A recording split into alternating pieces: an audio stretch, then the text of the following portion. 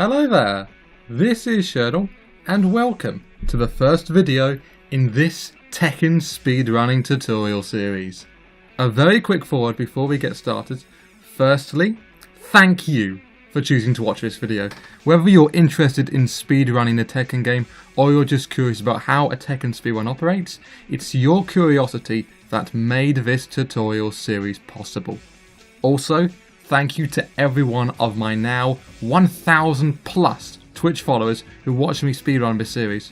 This video series is my 1,000 follower special because Twitch is all about variety and I want to give those followers more variety. By getting some streamers potentially into speedrunning Tekken at a higher level, that gives those viewers more variety on who to watch, inspires friendly competition, and above all, grows the community. If you're one of those 1,000 plus Twitch followers, you know how much I love Tekken and how badly I want to see more runners. So I'm not going to waste any more time talking about that here. Let's get started. There are two important notes I want to make before we get started with the fundamentals. First, although the first two videos in this series are general videos going through how to speedrun any Tekken game, I'm going to be playing Tekken 3 in this tutorial and I'm going to assume you are as well. If you don't physically own Tekken 3, you can play on an emulator. I'm not going to tell you how, but if you look it up you certainly can. If you want to learn how to speedrun a Tekken game other than 3, that isn't a problem. The vast majority of content in the first two videos is universally true in all Tekken games, so it won't be much trickier to follow along. The way I'm going to teach, especially in this video, will be by explaining and showcasing something such as a feature or technique and then presenting challenges to you for you to perform. You can follow the tutorial any way you like, but I recommend you pause the video while performing these challenges and then keep watching after you're done. You don't have to perform the challenges to progress in the tutorial. For example, if you're watching the video while out or you haven't got Tekken turned on at the moment, but if I cover anything you're uncertain of, you should make a note of it and come back to the video later to go through it. While I'm explaining something, you may see some text appear in the bottom left. This will show which games in this series include a particular feature which I'm discussing at that moment. If you don't see any text, you can safely assume that it's a feature included in all games of the series. You may not be able to follow the challenges properly in other Tekken games, but don't worry, as I intend to create other videos dedicated to specific Tekken games in the future. Secondly, depending on your skill at Tekken, you can actually skip this video if you wish. Part 1 of this series is about fundamentals, meaning if you already know the fundamentals, you can skip straight to part 2. If you are a casual Tekken player, or you speedrun other games and want to learn Tekken, then keep watching. If you're good at Tekken, and by good I mean you can perform or at least understand how to perform complex techniques such as Korean backdashing, wave dashing and electric wind godfist, then feel free to skip to part 2. Still watching? Great. Then turn on Tekken 3 or Tag Tournament, go into practice mode and pick Jin. If you're playing on Tekken 2 or 4, pick Kazuya, and if you're playing on any game after Tekken 5, pick Devil Jin. Training starts now.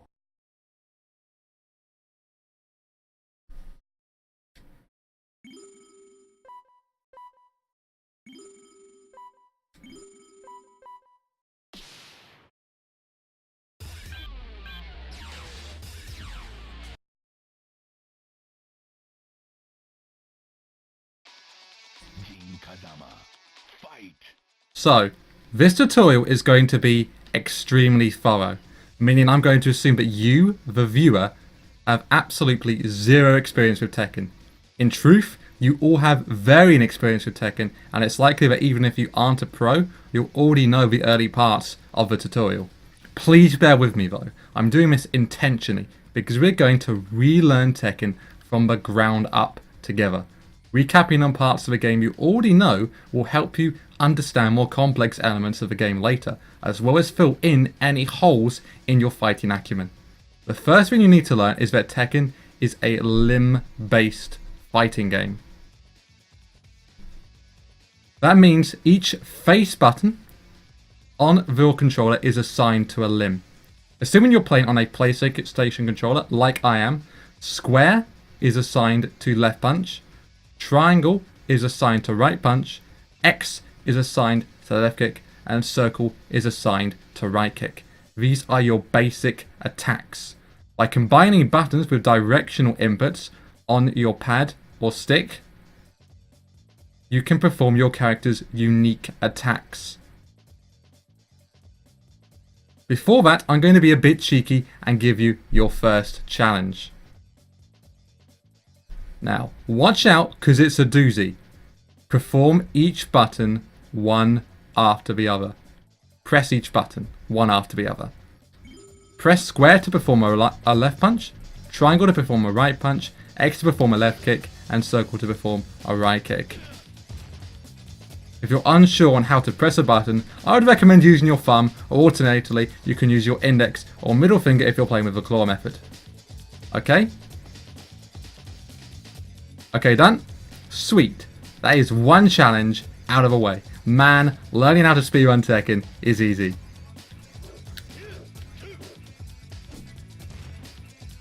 Carrying on now, you may recall I mentioned directional inputs, and that is because your character can move in 3D as well as attack.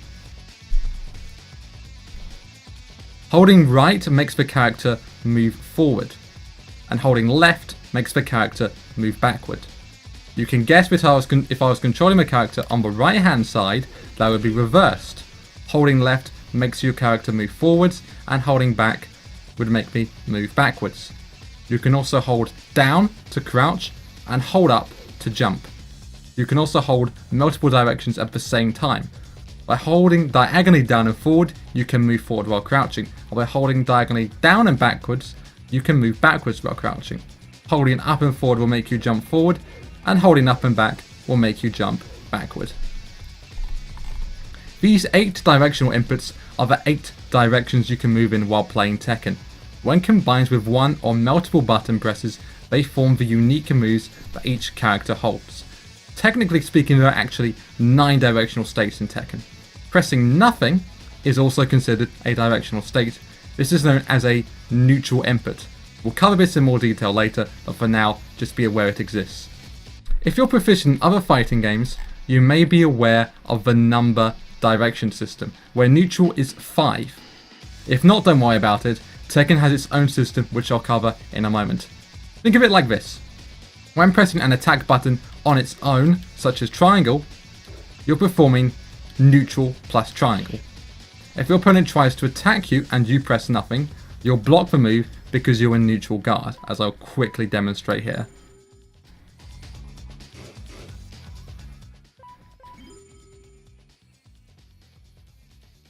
It's kind of like learning about how 0 is used in maths. It's just one of those things you have to wrap your head around. Neutral inputs. Again, if you don't understand now, don't worry, it might click for you later. But first, challenge 2. Press triangle again with Jin to do a right punch. Then press forward in triangle at the same time to do another right punch. Do you notice any difference between the 2 punches? Pause the video now and try it. So here's the difference. Neutral triangle, forward in triangle. It's just a very brief example of how directional inputs combined with button presses give you unique attacks. Moving on, there are other forms of movement you can do in Tekken. The first 2 are dashes and back dashes. To dash, quickly press forward twice in a row, and to backdash, quickly press backward twice in a row.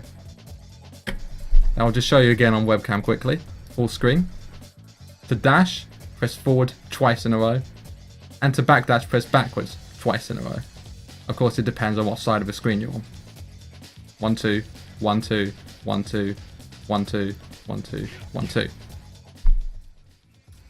Dashes are used to either quickly close the gap on your opponent or quickly get more space.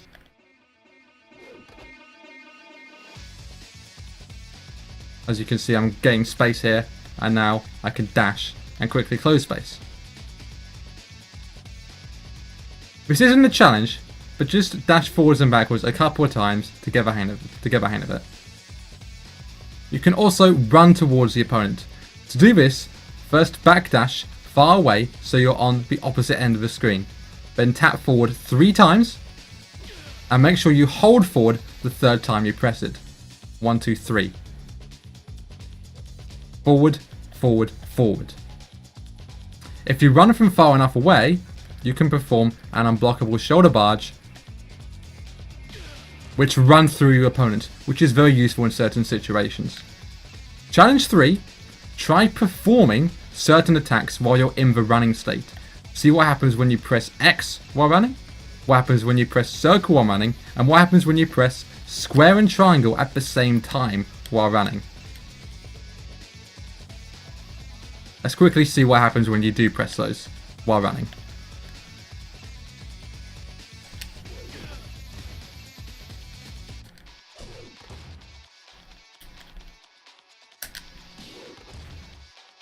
The last form of movement we'll cover is sidestepping. You may have noticed that even though Tekken is a 3D game, everything we've covered so far has been 2-dimensional. Sidestepping is the way you move through that 3rd dimension. And a well-timed sidestep can dodge an opponent's attacks. Tap up to sidestep to Jin's left, and tap down to sidestep to Jin's right. Again, this is flipped when you're on the other side, where tapping down will move to Jin's left and tapping up will move to Jin's right.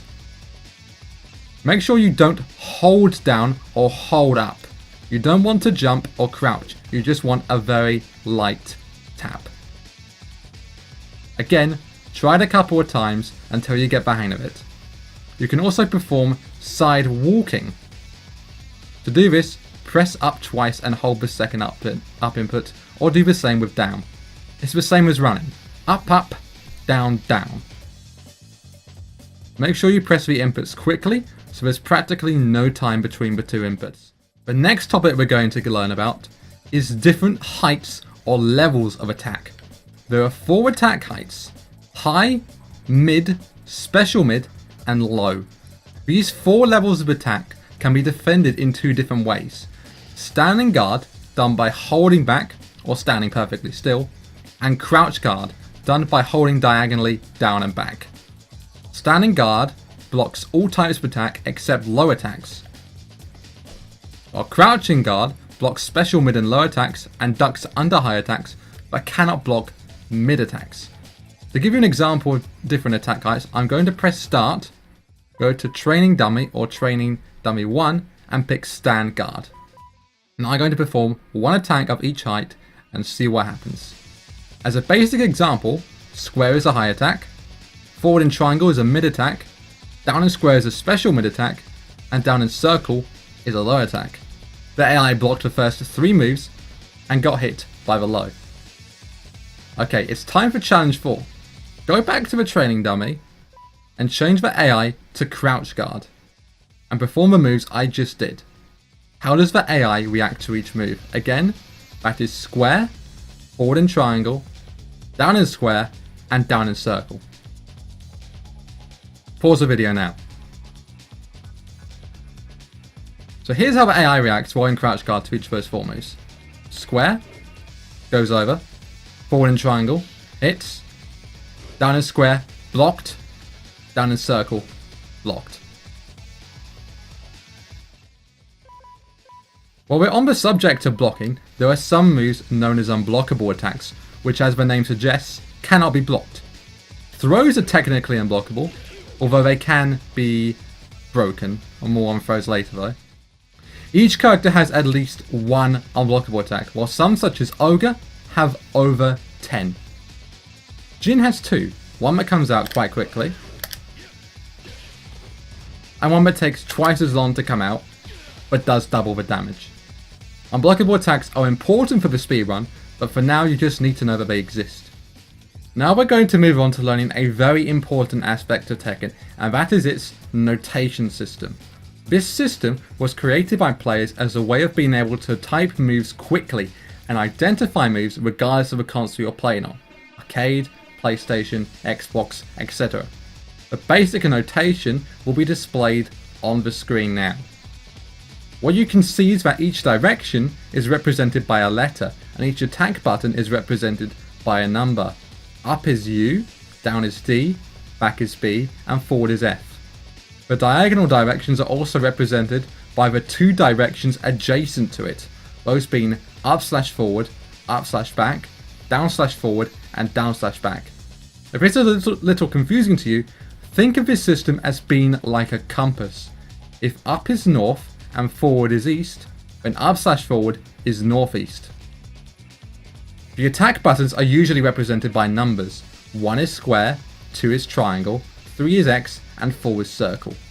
This isn't too complicated to learn, but may take a while to memorize. I'm going to be using this notation system for the rest of the tutorial, so it should be ingrained into memory by then. Even though you don't need to learn this notation system to speedrun Tekken, it's important to learn as everyone in the Tekken community uses this system. And if you want to learn more about Tekken outside of this tutorial, you will come across these notations at some point.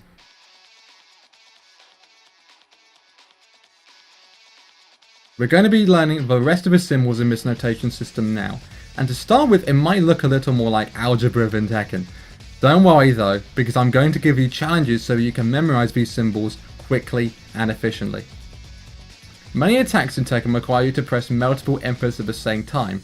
This is represented in the notation system with a plus. For example, down +3 +4 will perform Jin's can kicks, like so. You can also perform several attacks in a row, which is known as an attack string. Jin's staple jag combo is performed by pressing 1, 2, 2, or 1, 2, 2. Each individual attack in the string is split up with a comma, so that you know not to press two buttons at the same time. 1, 2, 2.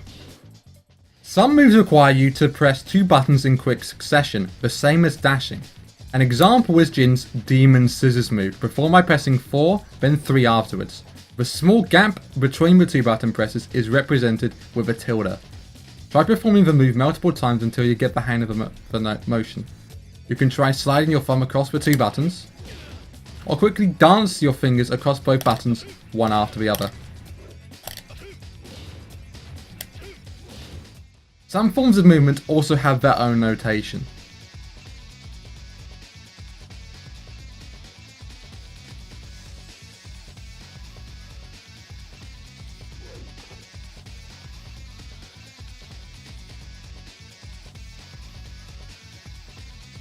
The capital letters refer to a held input, as in you hold that direction rather than tapping it. The N stands for neutral, as in letting go of the pad and not pressing anything. I'm going to perform the same input 4 times, each in slightly different ways, to highlight how even pressing a button in a slightly different way can drastically change the result. Watch this example.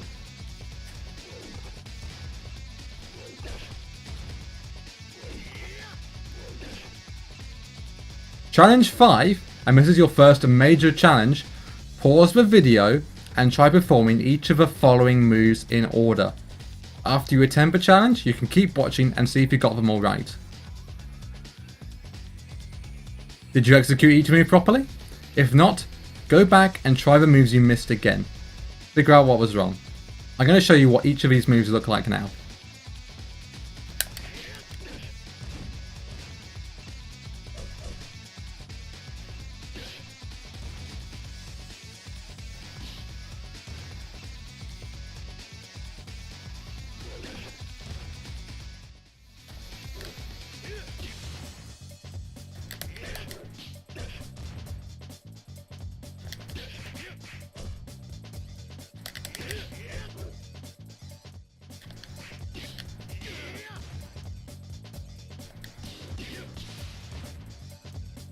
If you've completed the challenge, then great job. You now understand a majority of the basic attacks, forms of movement, and notation used in Tekken. Now we're going to cover some other attacks and forms of movement, but we need to do this with another character. So, let's go back to character select, and this time we'll pick Paul.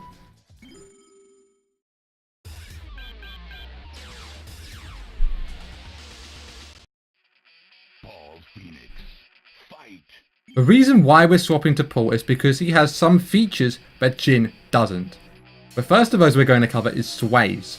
Paul has a forward sway and a backward sway. which are performed by pressing quarter circle forward or quarter circle backward motions on your paddle stick. These sways are a nice way to either gain or make a little bit of distance, making the opponent guess which move you're going to do, and also have the feature of being able to duck under highs during part of a sway notion. Something we'll cover in more detail later. Starting with a forward sway, what is a quarter circle forward motion? Well, if you've ever done a Hadouken on Street Fighter, you already know how to do it. You start by pressing down, and then quickly slide your finger along the pad to form a smooth notion. You start by pressing down, and then quickly slide your finger along to forward in a smooth motion, but looks like your thumb's moving across a quarter of a pad's or stick's circumference. The notion for this move is simply QCF, but the actual inputs are down, down/forward, forward, which can also be written in a couple of ways. The backward sway is the opposite. Start from down and move your finger in a circle to back. The notion for the backward sway is QCB, which can also be written in other ways as well. Now, time for challenge 6. Try performing 3 forward sways, followed by 3 backward sways in a row. Now, one feature of the sways is that you can actually perform unique moves out of them. If I perform a forward sway and then press 2, you bear witness to one of the most glorious moves in all of Tekken history. The Death Fist. To perform this move, you can either immediately press 2 at the same time as you finish the quarter circle forward motion, which then cancels most of the sway stance, or you can delay the 2 press until just before the end of the sway to make the process as exaggerated as possible. This is where the delay notation comes in. The difference is that the plus notation, for example in quarter circle forward +2, means that you press 2 buttons at the exact same time. If we break down the quarter circle forward notion to its parts to make this easy to understand, this turns into D, D/F, F+2. To display a delayed input, we use the greater than symbol, turning it into quarter circle forward greater than 2. There are many reasons to display a move, some of which you'll see later, but for now, challenge 7. Try seeing how quickly you can perform quarter circle forward +2 and how slowly you can perform quarter circle forward delay 2. What you'll likely come across is that if you delay the 2 input for too long, it actually becomes while standing +2. This is because the sway input actually ends in the crouch state, meaning that we then instantly go into the while standing state afterwards. Note that this only occurs in forward sways and not backward sways. As an experiment, try pressing quarter circle forward +4. You should notice that pull will always perform while standing +4 if you time it right. This is because pull doesn't have an exclusive quarter circle forward +4 move, so instead the game looks for any while standing moves pull has and executes that instead. It's like a basic computer algorithm. Hopefully, this will all give you a brief idea of how states and stances work. Technically, the only difference between stances and states is that stances are character exclusive, such as pulls, sways, and states are universal, such as while standing, blocking, sidestepping, standing still, getting hit, being on the floor, etc. But some stances are much more unique. I could cover them in more detail, but at this point you should be aware of how they work, and I don't want to waste time as we've still got plenty of other things to cover. For example, can you believe we haven't even mentioned grabs yet? So, each character has 2 universal grabs, 1+3 and 2+4, which extend the character's left or right arm respectively. Grabs, also known as throws, are high moves that go through guard states, but can be broken if you press the right button. In Tekken 3, grabs are extremely difficult to react to, or in later games they are a little bit easier to do so. So because of this, I'm not going to teach you how to break grabs. Instead, if at any point while fighting the AI that you suspect their next move may be a grab, I recommend quickly ducking instead. Note that I do not recommend doing this against actual human players just while speedrunning. If a human player notices you start ducking when they try to grab you, they'll start to punish you with mid attacks and can enforce a mental mix-up against you. I digress, getting back on track. If you press forward +1 +3, or forward +2 +4, your grabs will get extra range. However, I have zero strats in Tekken 3 that utilize either of these grabs. In earlier stages there are better strats that carry your opponent faster, and in later stages the AI will simply flash duck under those grabs. Instead, I recommend using faster, character exclusive grabs. Note that grabs come in all different shapes and sizes. There are even crouch grabs and mid-air grabs. However, generally speaking, a lot of character exclusive grabs have a character reaching out with both arms and are performed with some kind of 1+2 input. Paul has two such grabs, down forward 1+2 and forward 1+2. Try them both out. Another form of grabs are universal tackles. These can be formed by running a certain distance, or by pressing down back 1+2, or full crouch down back, or down forward 1+2, depending on the character. Since tackles are easier to react to, I'll say that you can block tackles by pressing 2, or reverse them by pressing 1+2. When you're in the tackle position, you can alternate between 1 and 2 to punch your opponent, or either at the start of a tackle or after 3 punches, press 1+2 to alternate into an armbar. Although this is only the case with certain characters, not all characters have the armbar extension. Likewise, you can reverse the tackle at this point by pressing 1 or 2 if you're expecting a punch, or by pressing 1+2 if you're expecting an armbar. Even if tackles aren't ever your best option, there's something that always happens at some point while you're playing Tekken, so you should understand how it works. Challenge 8, and I just added this one for fun. Paul has a unique tackle move known as Ultimate Punishment. The input with Paul is down back 1+2, 2 down 1-1, neutral 4, 1, 1+2. Try performing this move now. Here's a tip. The move's input is very specific, so don't mash any buttons. Also, try timing the neutral input. 2 down 1, 1, neutral 4, 1, 1+2.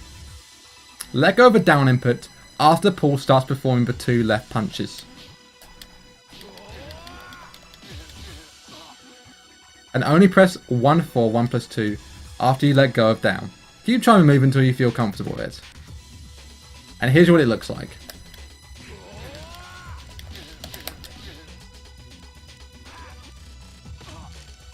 The next topic is parries, and this is something I'm only going to go over, and I'll explain why I'm only covering the skinner parries after the fact. Firstly, there's several different kinds of parries, and they're split into a few different categories. Punch parries, kick parries, punch and kick parries. By the way, all of these only work against highs and mids, not lows, and indeed, low parries. Not just this, but some of these parries are reversals, which means you counter with your own attack, while some are simply parries that just mean you dodge the move. The reason why I'm glancing over them is because parries vary greatly in input and property from character to character. Generally speaking, most parries are performed with back +1+3 or back +2+4. However, low parries have different notations for different characters, and some characters don't have any parries altogether. If you want to learn how to perform parries, there's some extra learning in a link in the description which will tell you everything you need to know, but for the sake of speedrunning, I don't think it's necessary. Now that being said, if you run any game from Tekken Tag Tournament onwards, there is one very useful form of parry, and that's the universal low parry. Now you simply need to press diagonally down and forward to perform a low parry with any character. This gives you a free juggle for a couple of juggles in a bit, don't worry, so it's well worth using liberally. For example,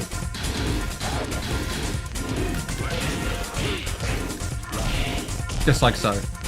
Again, this is a universal feature that every character in every Tekken game from Tekken Tag Tournament onwards has.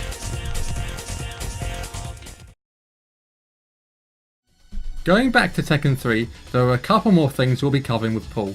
The first of these is counter hits, which is something that several strats in the run depend on. I explain counter hits best in my Tekken 3 run at ESA 2016, so I'll show you a clip of that now. This is also a good time to explain counter hits. So there's two different forms of hits in this game. There's counter hits and there's regular hits. Normal hits do normal amounts of damage. It is when the AI isn't blocking. Counter hits are when you attack the AI while they're trying to attack you, and it interrupts their attack. He can do flips too. Basically, counter hits deal more damage, and in some cases they do. They usually give extra frames, so you get a better frame advantage off of the counter hit. And also, in some cases, they also give extra states. So, for example, they could stun the opponent and you could juggle them or do whatever else. Thankfully, we can test counter hits very easily in practice mode. Simply pause and turn on counter attacks. Challenge 9. Find a move with pull where a counter hit affects the enemy differently, i.e. changes their state, compared to if the move hits the opponent normally. Pause the video now and have a try. If you don't have the time to dig through his moveset, I'll show you one such move now. Pulse quarter circle forward 1 on regular hit, launches the opponent into the air, and on counter hit, it causes them to be gut stunned. From Tekken 3 onwards, there's another way of invoking counter hits. By pressing all 4 buttons, that's 1, plus 2, plus 3, plus 4, you can enter a supercharged state where your hands start glowing for roughly 3 seconds. This is extremely risky to use, as although the next move you attack your opponent with will automatically be a counter hit, you can't block while in this state, and any move your opponent uses will automatically be a counter hit. I only use it in very rare situations during runs, but you may find a use for it in any strats you make up yourself. As a slight add-on to counter hits, there are also clean hits. Only a few attacks in the game are clean hits, but Paul is one of those in his Death Fist quarter circle forward 2. Clean hits essentially do extra damage if you're in very close range to your opponent and hit the opponent straight on, making it a clean hit. To give you an example here, Paul's Death Fist on clean hit did 49 damage, as you can see in the top left, but from a little further away, it only did 33. Look at the percent score if I hit clean. 148%. Some moves when hit clean, such as Kazuya's while standing +2 from Tekken 1 to Tekken 5 Dark Resurrection, also put the opponent into a different state, just like with counter hits.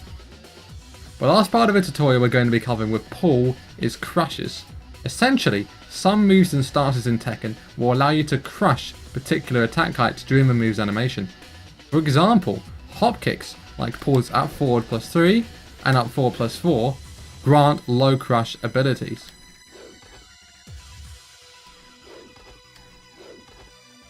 Some other moves, like very brief parts of Paul's Death Fist and the Sway Stance, grant high crush abilities, as I mentioned earlier.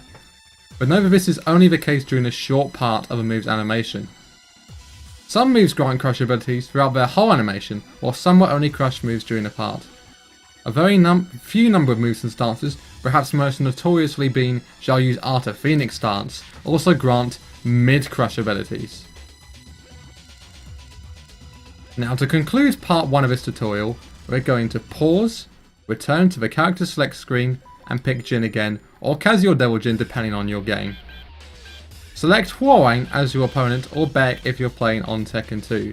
This is the advanced part of a general tutorial.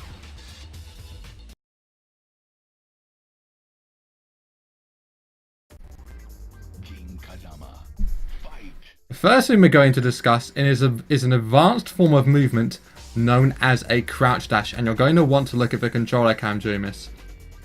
A crouch dash is something that only a few characters can do in the game.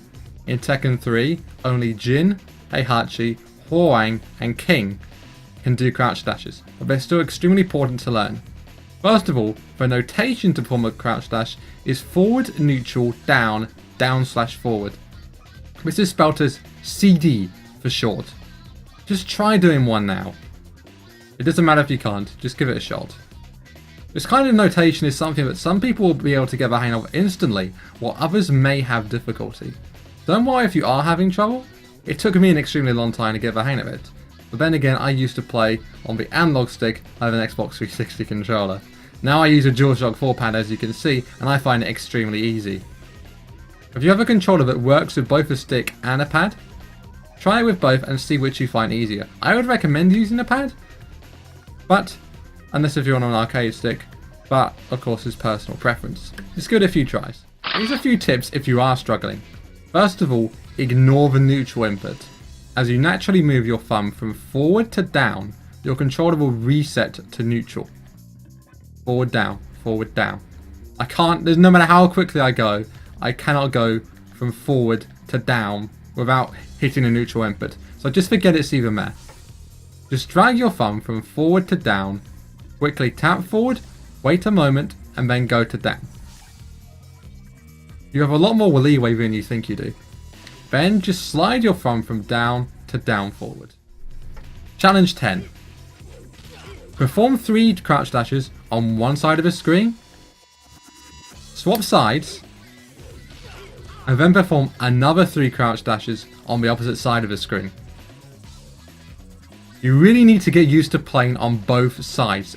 Even though when you play on arcade mode in Tekken 3 and other games, you start on the left side by default, there are still many situations where, due to either an attack, jumping over, a throw, anything, you went up on the right hand side.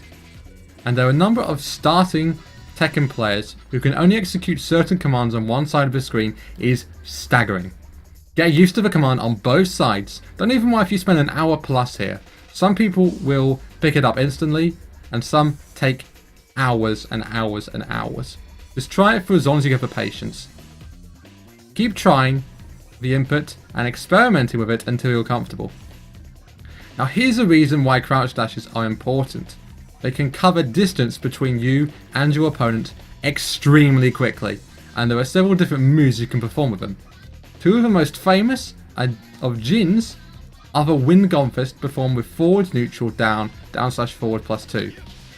And the Hell Sweep performed with forward, neutral, down, /forward +4/4. Now remember, you're fighting against the AI, not a human. You can't use a 50-50 mid-low mix-up on AI. Always go for what you think is the optimal move at any one time.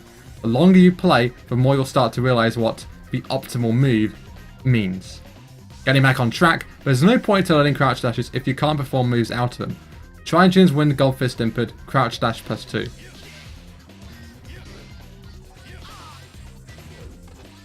Again, this is something that most people will get the hang of very quickly, while others will have great difficulty with it, and that's okay.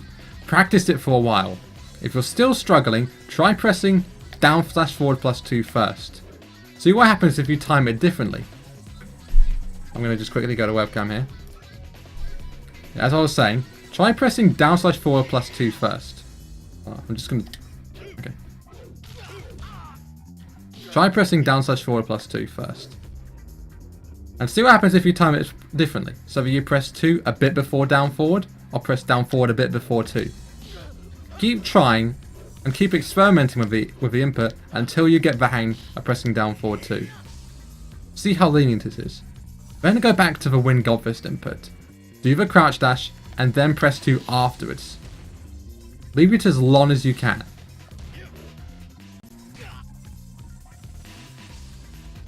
Again, practice makes perfect.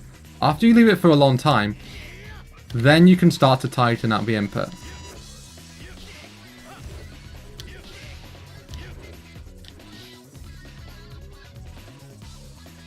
If you're not getting it and it's starting to frustrate you, that's okay.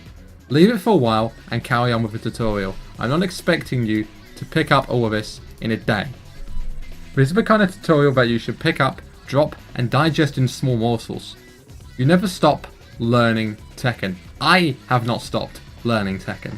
I'm still learning how to play better, so take your time and don't think that you need to learn everything in order. I'm just putting this in the order that I think makes sense, but it's okay if you go all over the place. Give a crouch dash 2 input a few more tries and then carry on.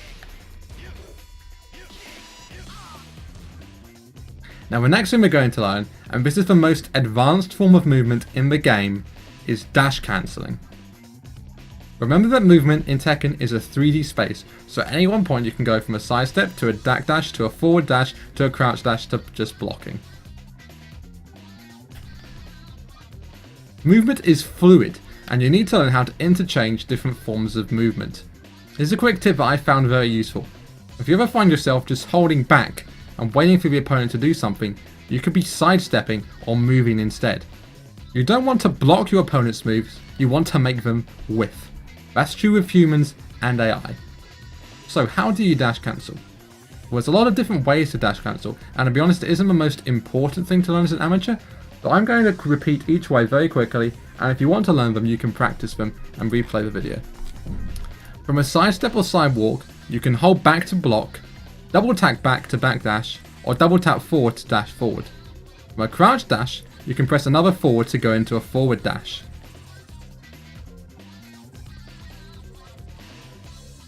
And here's an interesting technique. When you dash either forwards or backwards, you can press down/forward or down/back to crouch, and then press forward or backward again to go right into another dash.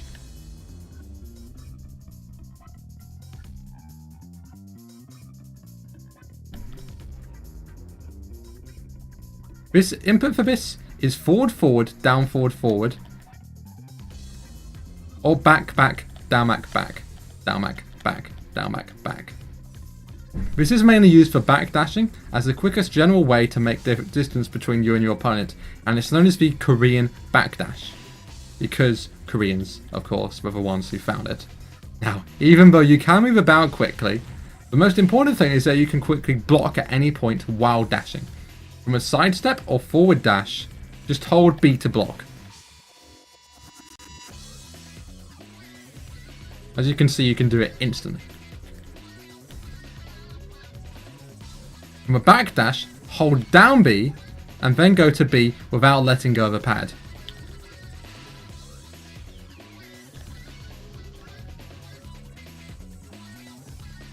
And from a crouch dash, cancel to a forward dash by pressing forward and then hold back to block.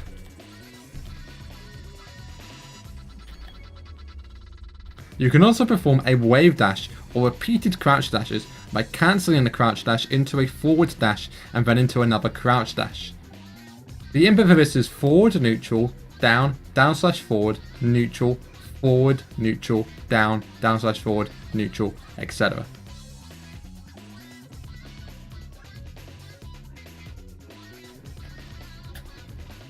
This is the other most advanced form of movement in the game, and it's not especially useful in speedrunning, so you don't need to learn it. Just give it a try now. If you're interested, check out some of the extra learning in the description below, as the main man can teach you how to wave dash extremely well, who is a very proficient Machinima player. Now from a crouch dash, you can actually perform rising moves as well as forward dash moves. To perform a rising move from crouch dash, such as wall rising +4, press forward neutral, down, down/forward, forward +4. It's identical to forward neutral, quarter circle forward +4, if that makes it any easier. The input for this in short is WD WS +4, or wave dash while standing +4. To perform a forward dash move, press forward neutral, down, down/forward, neutral, forward +2. Is it the same as performing forward forward +2? And if you're curious as to how this works, it's because of the second neutral input. Forward forward 2 is actually forward neutral forward +2. And going from a crouch dash to a second forward input is just like performing a dash.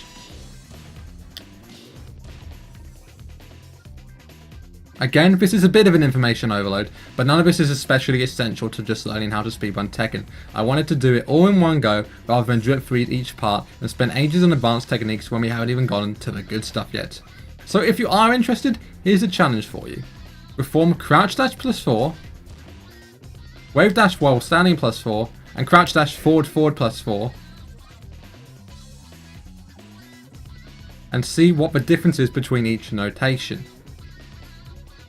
Keep trying until you can get each one after the other in a row. Again, this is advanced stuff, so either take your time with it or leave it on the back burner and move on. Either's fine, as long as you at least understand the concepts.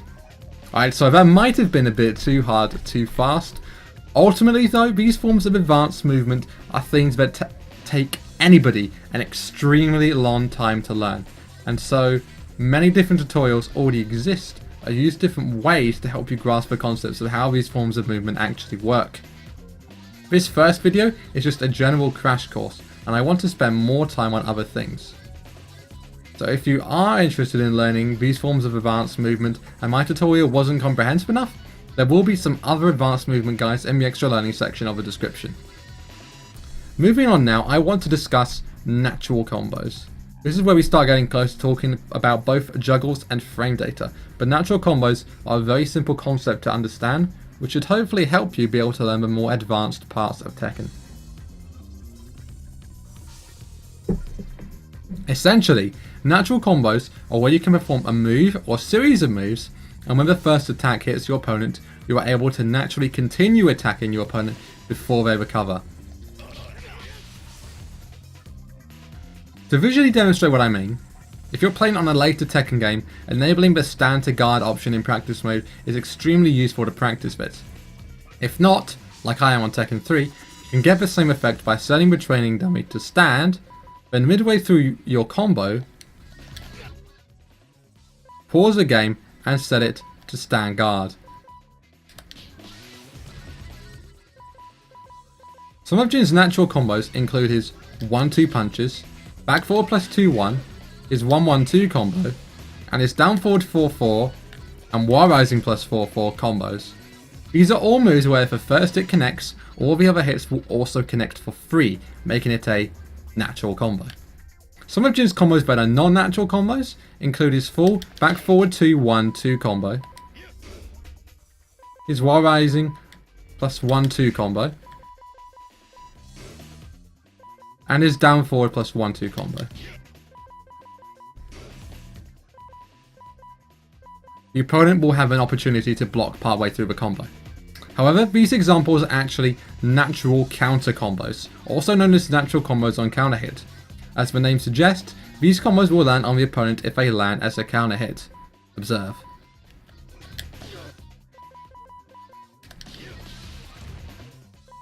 You may have noticed that the first hit of back forward plus 2-1-2 looks different on counter hit compared to normal hit.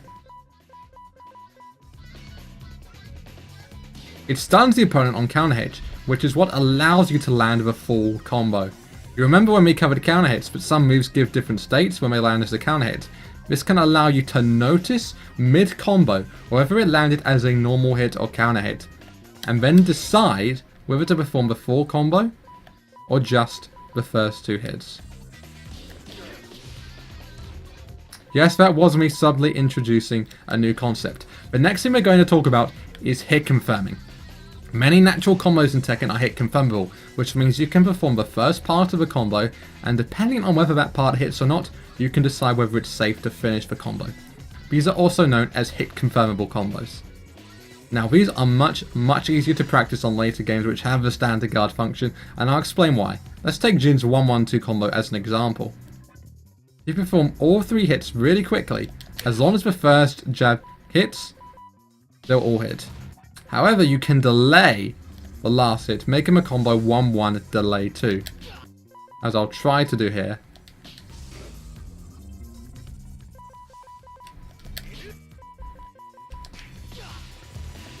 I'm not getting it, but take my word for it, you can delay the last hit. It's a lot harder to time without the stand to guard function. All hit confirmable combos have to be delayed in this fashion, meaning if you want to hit confirm back forward plus 2-1, you perform back forward 2, delay 1. However, if you take too long to react to the hit and you delay the combo too much, your opponent will be able to block again in some cases. In other cases, you only have a very short amount of time to react to a natural combo before you lose your window. 1-1-2 and back forward 2-1 have very large windows, but other moves do not. For example, Jin's down forward 4-4 isn't hit confirmable in this game. I'll try now. Oh, one move. I'm trying to press the second button after I see the first hit, but I can't get it. In later games, down forward 4-4 is actually hit confirmable, but only if you have extremely quick reactions. It's not something you can really do on the fly. Challenge 13, and this is a small challenge. Try seeing how much you can delay Jin's back forward 2-1-2 series before you lose your window to attack. Remember that back forward 2-1 is a natural combo, and back forward 2-1-2 is a natural counter combo. Try practicing the move on both normal hit and counter hit, and see if you notice any difference between performing the move instantly and delaying it. If you don't notice anything, I'll tell you in a moment, but try practicing this yourself first. Did you get it? The trick was actually the gut stun that back forward 2 gives on counter hit. If you perform back forward 2-1, the gut stun remains. But if you perform back forward 2 delay 1, you can lose that property if you're too slow. Meaning that back forward 2 delay 1 delay 2 isn't a natural counter combo.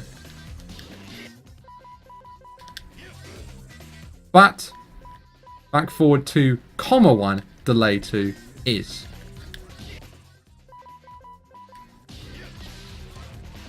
This is just one example of how complex these combos can be. Now unfortunately, hit confirmable moves are something that the practice modes in earlier Tekken games just aren't equipped to deal with, so I'm going to end this section here. However, when we get to the individual character sections, I'll tell you each character's natural combos and natural counter combos, and where relevant, I'll try to inform you on their individual properties. Okay, now the next part I'm going to explain is quite small, but it's something well worth noting. To do that, we're quickly going to go back to player select, and this time select Jin as both your character and your opponent.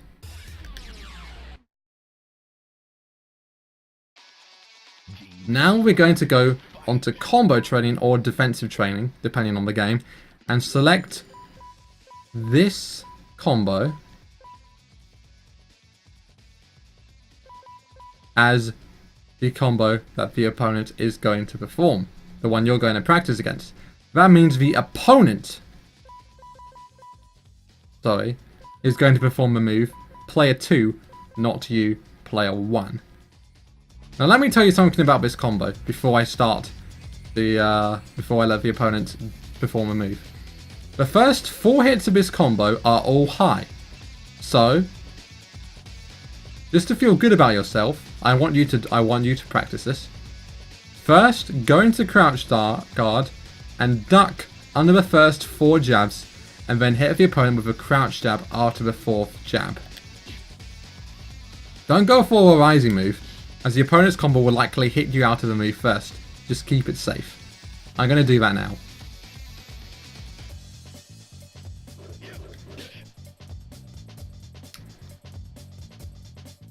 Notice something?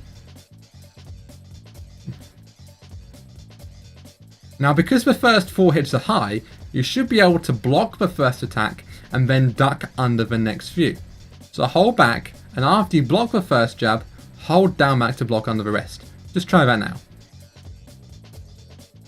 If you did, you would have noticed something. You can't block under the other jabs even though they're high. I'll show you again now.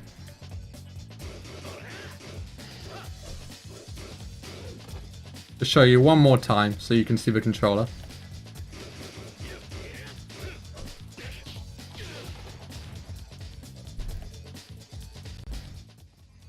The reason why you can't duck under the start of this combo is because it actually jails, which is the next thing I wanted to teach you. Some moves in Tekken have this jailing effect, which means that if you block the first hit, you're unable to do anything but block for some time. To give you an example of how strong jailing is, even if I hold forward and spam an attack, I can't do anything but guard, like so. One more time. As you can see. There's not much else to know, just know that some moves in the game jail, so don't be surprised if you see it. Alright, I think you've waited long enough for this. For some people this is going to be their favourite part of the tutorial, and for others this is probably going to be their least favourite. Juggles. Now if you know anything about fighting games, you should know that the #1 rule of fighting games is that juggles are really fucking cool, and learning optimal juggles for a character is one of the most enjoyable parts of a fighting game for many, right behind using that said juggle against your opponent for massive damage. So presuming you don't know what a juggle is, what is a juggle? Well, there are certain moves in Tekken that are known as launchers. These are moves that will either stun your opponent or launch them into the air, giving you opportunities for guaranteed follow-up attacks before they have a chance to recover. Just to give you an example of what a juggle looks like, I'll perform one now.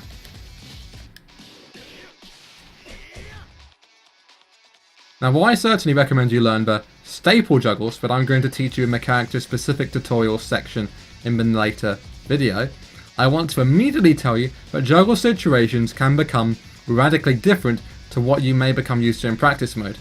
Many different things can affect your juggle options, such as the axis, your distance away from the opponent, the size or hitbox of the opponent character, and how the move actually hit the opponent. In some cases, you may use a regular move such as a jab and actually hit the opponent out of a mid-air attack, causing them to float. In this case, you need to quickly take all the factors I previously mentioned into account and decide on the fly what the optimal juggle to perform would be. Now, one last thing before I give you some example juggles to learn is to remember that you are still learning how to speedrun. Small optimizations count, and if you can KO your opponent within the juggle, always go for the option that's either the most consistent or the fastest. Generally speaking, don't go for the long and complicated 5-hit juggle when you can win with a quicker, more consistent 3-hit juggle. Time is of the essence. In fact, a lot of times in runs we don't actually like going for juggles. Jin is by far the most combo heavy character in the speedrun for Tekken 3, and oftentimes with other characters we'll forgo a slow but high damage juggle for an opportunity at a high power move such as an unblockable, which KOs the opponent in under a second compared to a longer, more consistent juggle. If you don't know already, this is an important point to remember. Juggle damage scales, meaning your first mid-air hit will do about half the damage compared to if the move hit a grounded opponent, and the next move will do even less still, as I'll just quickly try to demonstrate it. The percentages vary wildly from game to game, but when it comes to speedrunning, just remember that a high damage juggle may not always be the best option, something we'll be looking at again in a moment. But first, let's actually look at some juggles. I'm going to start by giving you a challenge to perform some basic juggles so you get the idea. Before we start, pause and change the training dummy to quick roll or quick tech roll depending on your game. Now I'm going to try my best to give you juggles that work on every Tekken game, but I'm afraid that because juggles vary so radically from game to game, Tekken 1 to 2 players especially will miss out here. Still, here we go. Perform the following juggles that you see on screen now, and afterwards I will perform the juggles and you can see what they actually look like, whether you got them right or not.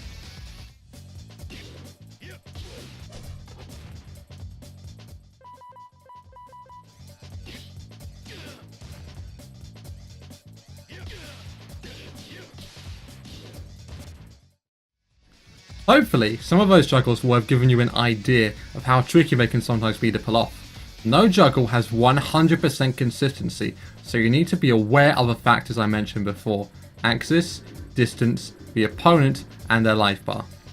You also need to get the timing of each juggle into your head. Do not mash juggles or try to perform them as quickly as possible. You need to get the hang of the timing. It's very easy to get nervous when you're trying to juggle out for the first time and try to rush a movement, or you're thinking in your head, but you need to get this exact timing down. Usually it's fairly loose. You just need to experiment with the timing and don't be nervous about missing. Timing is key when it comes to juggles. If those juggles were too easy for you, there will be some advanced juggles in a bonus challenge at the very end, but fair warning, they are not for first timers, so consider them to be an ultimate test of your skill. The next thing we're going to cover is the ground game. Just press 4-3 and you'll land on the ground. There are several different ways to get off of the ground and back up, and it's important to know your options. First of all, remember that this is a speedrun, and unless if you're on low health, you want to get back up quickly, not safely. In most cases, you can quickly tech roll by tapping down +1 or up +1 to tech roll up or down. This is what the AI was doing while you were practicing your juggles. And we do take advantage of tech traps, more on that later on. But the AI does not take advantage of such tech traps, meaning in most cases, tech rolling is your best option to get up. However, some attacks, most notably a majority of throws, won't give you the option to tech roll, or you may just miss the timing of the tech roll. In this case, your fastest option is to stand straight up by pressing up.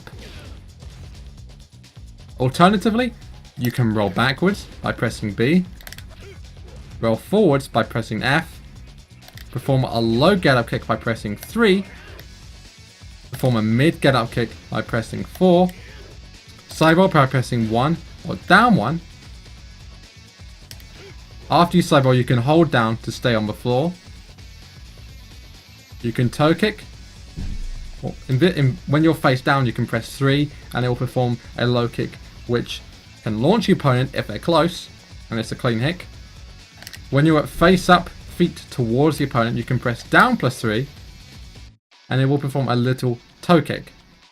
You can also forward, backwards or side roll into a low or mid get up kick. Still, these are things you pick up just by playing the game. I've used all these options during runs before, and to give you a few general tips of what to do, and this is against AI, not human players. Always tech roll when you can. If you can't, the next best option is to stand straight up. If you're very close to your opponent, do a low kick. If you're far away from your opponent, either forward roll and low kick or stand up and dash towards them. If you're low on health, either stand up and block or back roll, depending on what you think is the safest option. But these are just some general pieces of advice that I want to give when you're on the receiving end of ground game, but they're things that you should pick up over time anyway. A more interesting thing to cover is when you've got your opponent into the ground game. This is most commonly known as Okizeme. The great thing about AI is that they are reasonably predictable and can also be manipulated. These are character specific strats, so I won't cover them in detail here, but just to give you an idea of how some strats might work, try the following. Make sure you're on the left side of the screen, set the opponent to quick roll up, and then try the following combo that you see on screen now. And make sure that you do the short version of the unblockable and not the long version.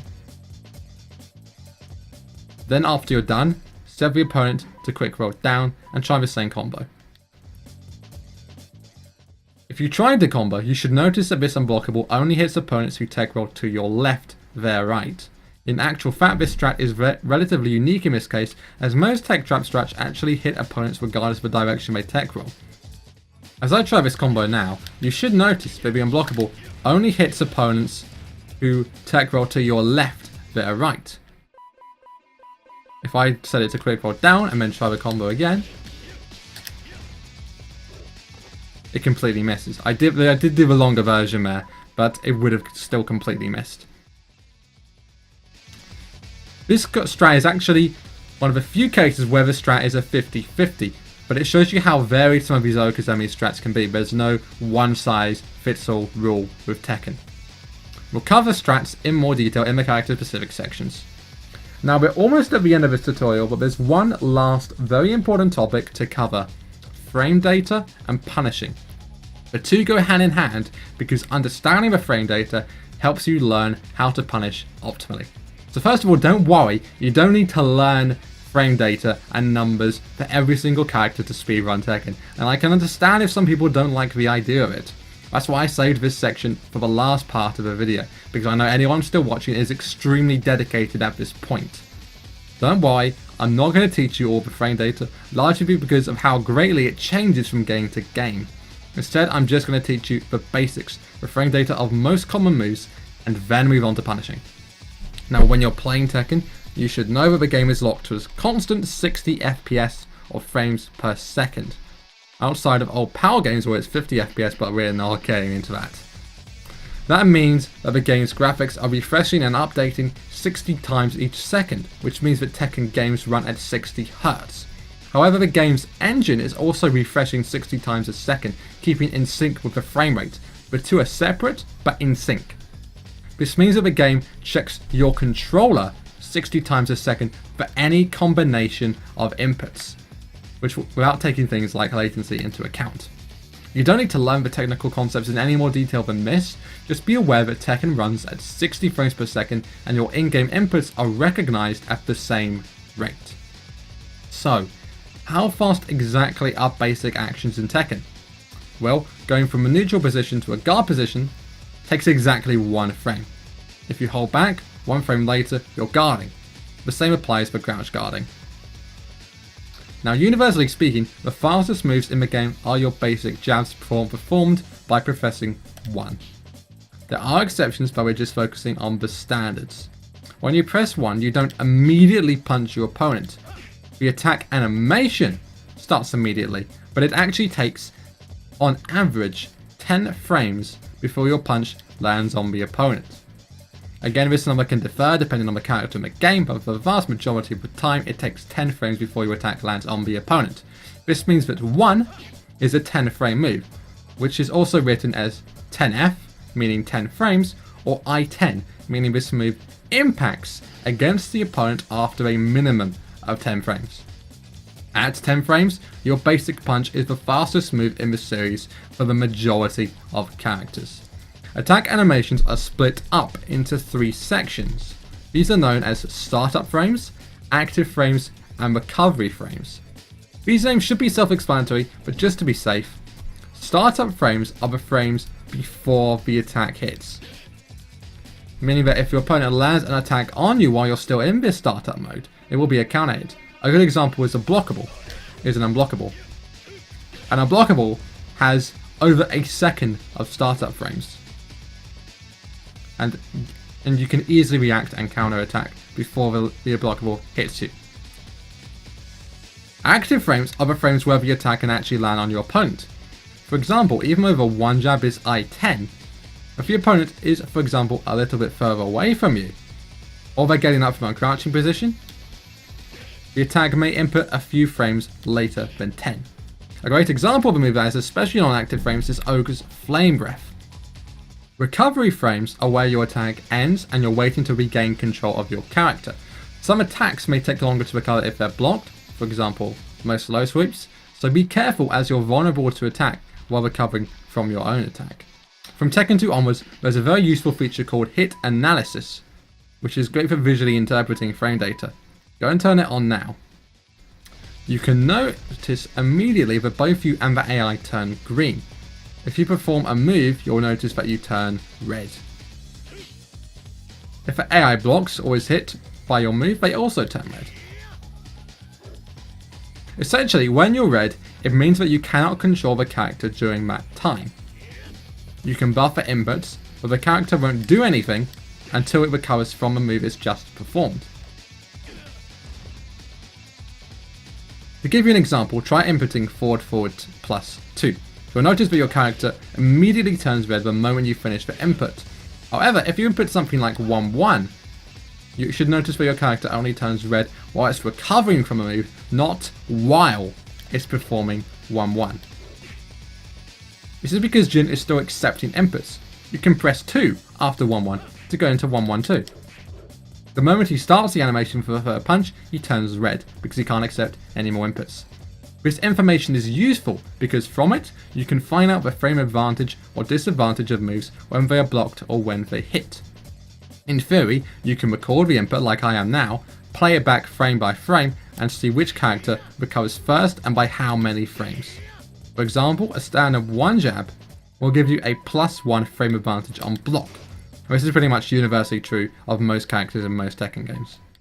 Now unfortunately, the exact frame data of Tekken 3 has been lost to time, but most basic attacks will have largely similar frame data across all games. With that being said, I can give you a basic idea of how fast and slow certain moves are. Most characters' standard jabs come out at 10 frames, as I just said. Jin's 1-1-2 is 10 frames, or I-10. There are exceptions, but generally speaking, most characters' fastest moves will be 10 frames. Tekken players use this information to categorize moves as being safe on block or unsafe on block. For example, Jin's 1-1 move is safe on block, but his 1-1-2 is unsafe. That is also why it's important to hit confirm his 1-1-2 string. Any move that leaves you at a maximum frame of disadvantage of -9 or less is classified as a safe move in Tekken, or any move that leaves you with a frame disadvantage of -10 or greater is classed as unsafe and leaves you open to be punished. Take a mental note of the word punish, we'll be using it a lot in the next section. If any character has a fast jab, they will usually be between 10 to 12 frames. Jin's 2-2 is also I-10 in Tekken 3 for example. The next fastest moves are pokes. These will often be decent damage, mid-pokes, but are safe, but leave you at a slight frame disadvantage on block. Jin's while rising 4-4 streamers I-11, or his down forward 1-2 and down forward 4-4 strings are I-13. Then launches often start at between 14 to 16 frames. These will be your high damage punishes. If you block a bigger move that you can tell your opponent will take a while to recover from, such as a low sweep, you can hit them with a launcher. Jin, however, has the luxury of an extremely fast launcher in Tekken 3 to tag tournament. His Electric Wind Godfist, if I can hit it, there we go, actually comes out at 11 frames, while his next fastest launches are while rising +2 and down +3 +4 at 14 frames both. Note that depending on how quickly you perform an Electric Wind Godfist, it may take longer than 11 frames to come out. There's a big difference between an 11 frame Electric Wind Godfist, forward, tilde, neutral, tilde, down slash forward, colon 2, the colon standing for a frame perfect input where you press down, forward and 2 at the same frame, and a slower Electric Wind Godfist, forward, neutral, down slash forward, colon 2.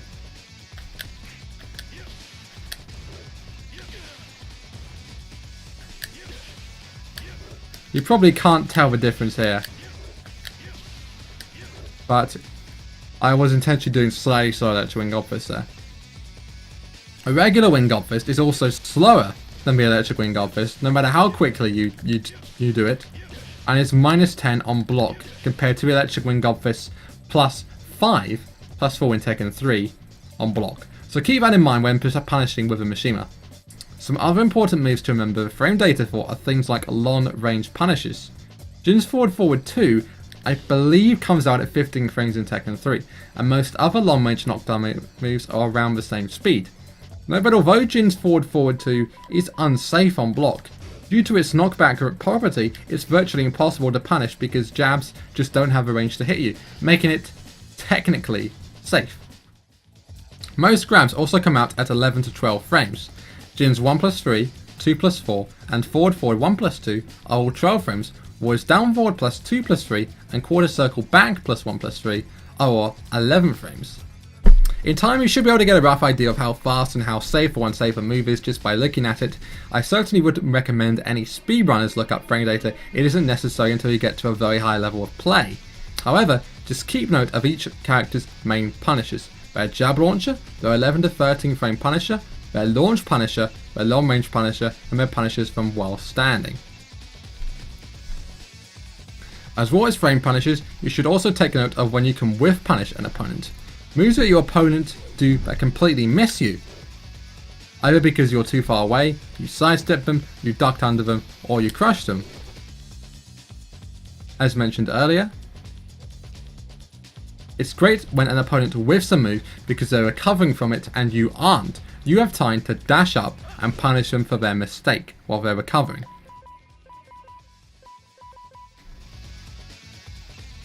This is when long range punishes are especially useful. Ideally with Jin, you will want to punish whiffed moves with his dashing Electric Wind Godfist, or DEWGF. This is the same as a regular Electric Wind Godfist, except by dashing forward, before going into the crouch dash you gain extra distance.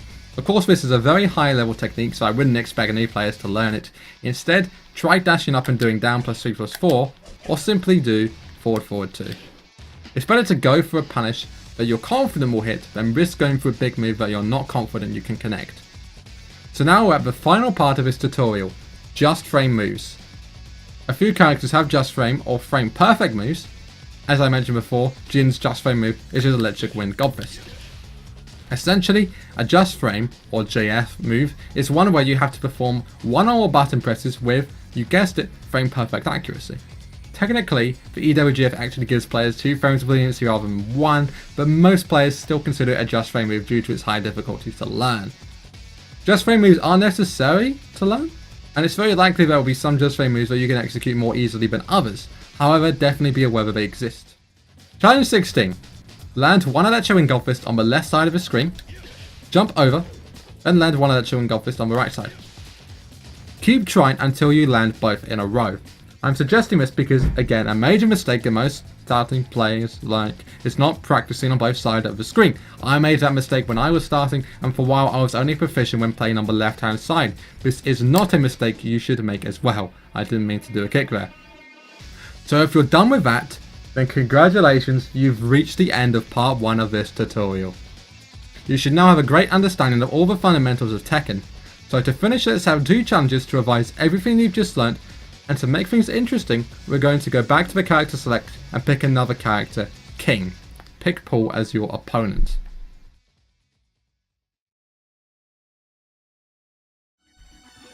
Now we're going to have 3 very quick challenges all in a row.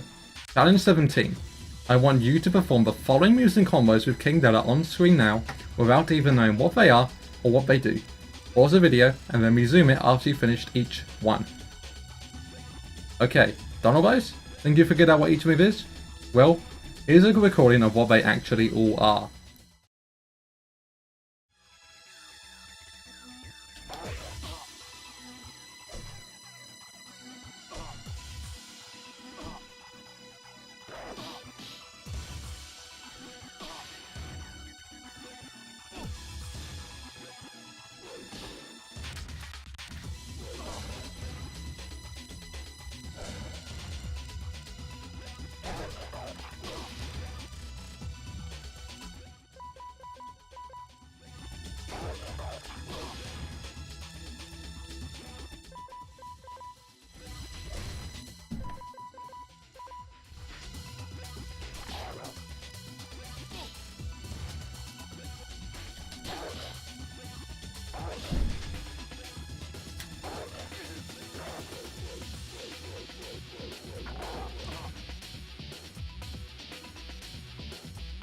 Now, challenge 18.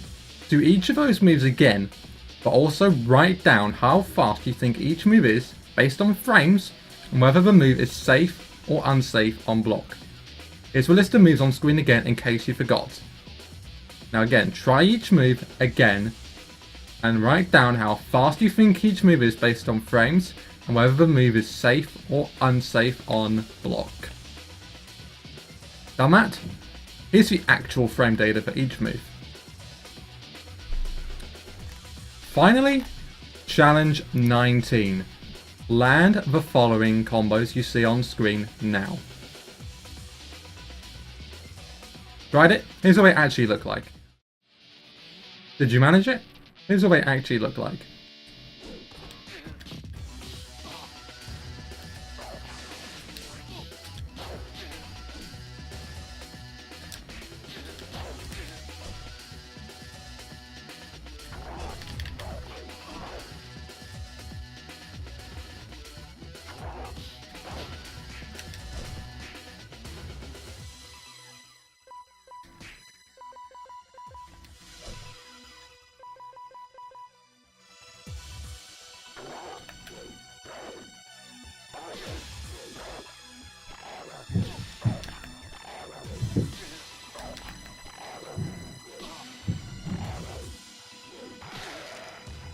And with that, we are done with part 1.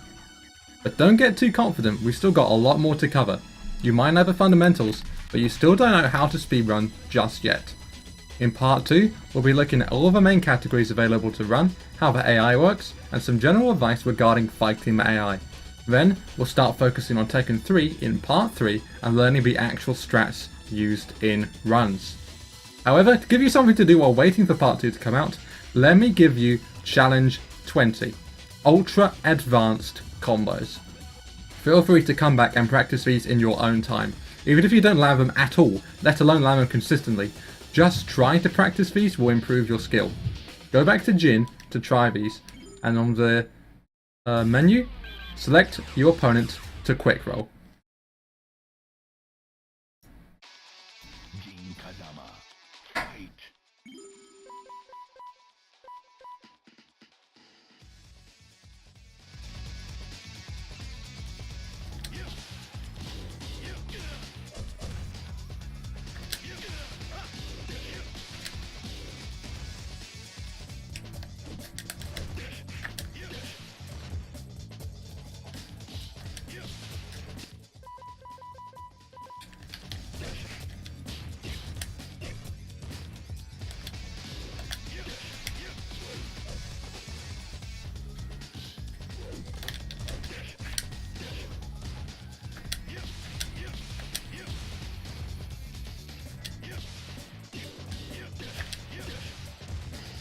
And that's it. Thank you so much for watching all the way through. If this tutorial was helpful, leave a like, comment and share with any of your friends who also might be interested in learning how to speedrun Tekken. When I finish making part 2, you can click on the icon below to go straight to it. Shirdel out.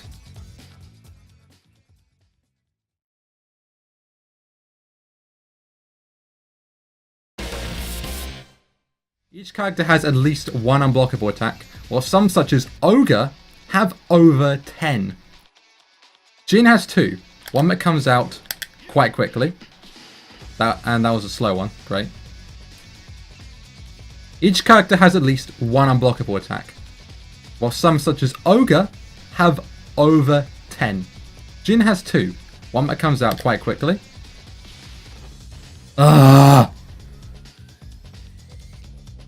Each character has at least one unblockable attack, while some such as Ogre have over 10. Jin has 2, one that comes out quite quickly. Oh my fuck. Okay. Some moves require you to press 2 buttons in quick succession, the same as dashing. An example is Jin's Demon Scissors move, performed by pressing 4, then 3 afterwards. The small gap between the 2 button presses is represented with a tilde, by performing the move multiple times until you get the hang of the notation. Great, that looks really good. Now from a crouch dash, you can actually perform while rising moves as well as forward dash moves. To perform a while rising move from crouch dash, such as while rising +4, press forward to neutral, down, down/forward, forward +4.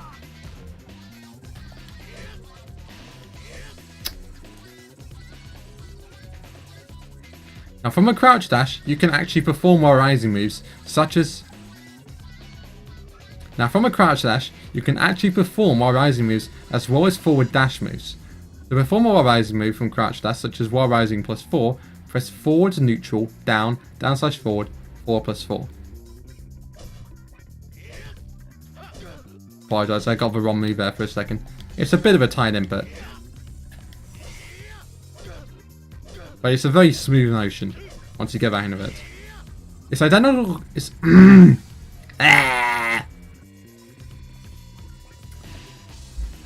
okay.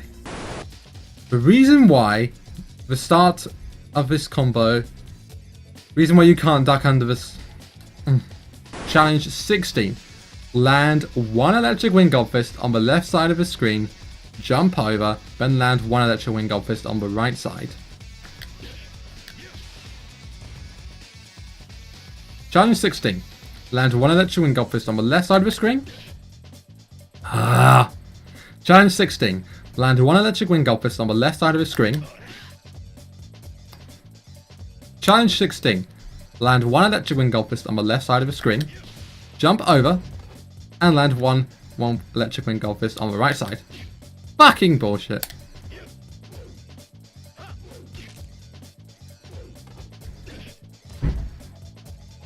Challenge 16. Land 1 electric wind gold fist on the left side of the screen. Jump over and land 1 electric wind gold fist on the right side.